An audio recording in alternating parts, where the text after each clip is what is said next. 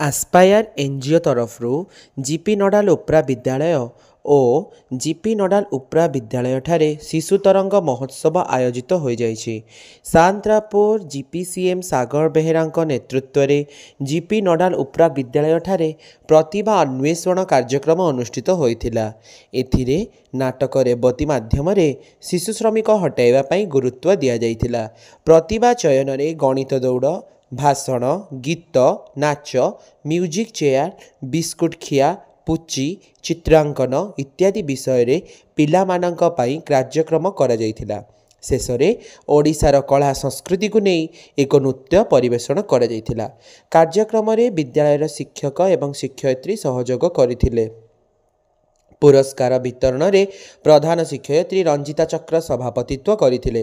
ସହଯୋଗରେ ମକ୍ତବ ଶିକ୍ଷକ ଏସ୍କେ ଅଶରଫ ଅଲ୍ଲୀ, ନନ୍ଦିନୀ ଦିଦି, ସନ୍ତୋଷ ନାୟକ, ମିତାଞ୍ଜଳି, ପୁଷ୍ପ ଦିଦି, ଶିଶିର, ସୁନିତା ସାହୁ, ବନଶ୍ରୀ, ଶଶିରେଖା, ରାଜେଶ୍ୱରୀ ପୁରସ୍କାର ବିତରଣରେ ଉପସ୍ଥିତ ଥିଲେ।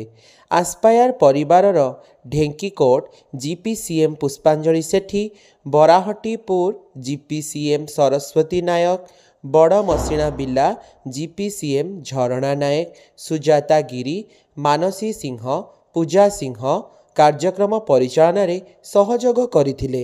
ଶେଷରେ ସାଗର ବେହେରା ଧନ୍ୟବାଦ ଅର୍ପଣ କରିଥିଲେ।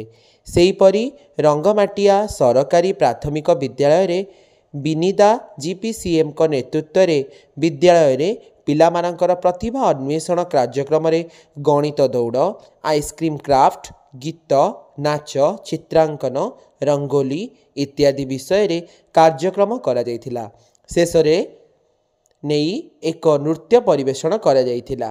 ପ୍ରଧାନ ଶିକ୍ଷକ ଦୀନବନ୍ଧୁ ଶତପଥୀ ସମସ୍ତ ପିଲାମାନଙ୍କର ଅଂଶଗ୍ରହଣକୁ ପ୍ରଶଂସା କରିବା ସହ ଆଗାମୀ ଦିନରେ ନିଜର ରୁଚିକୁ ବଜାୟ ରଖିବା ପାଇଁ ବାର୍ତ୍ତା ଦେଇଥିଲେ। ଆସ୍ପାୟାର ପରିବାରର ପଣ୍ଡାପଡ଼ା ଜିପିସିଏମ୍ ଅମିନ ଜୁଆଙ୍ଗ, ପ୍ରୋଜେକ୍ଟ ଶିକ୍ଷକ ଅଞ୍ଜଳି ମହାନ୍ତ, FLN ଶିକ୍ଷୟିତ୍ରୀ ରଶ୍ମିତା ମହାନ୍ତ କାର୍ଯ୍ୟକ୍ରମ ପରିଚାଳନାରେ ସହଯୋଗ କରିଥିଲେ। ଶେଷରେ ପ୍ରଦୀପ ମହାପାତ୍ର ଧନ୍ୟବାଦ ଅର୍ପଣ କରିଥିଲେ।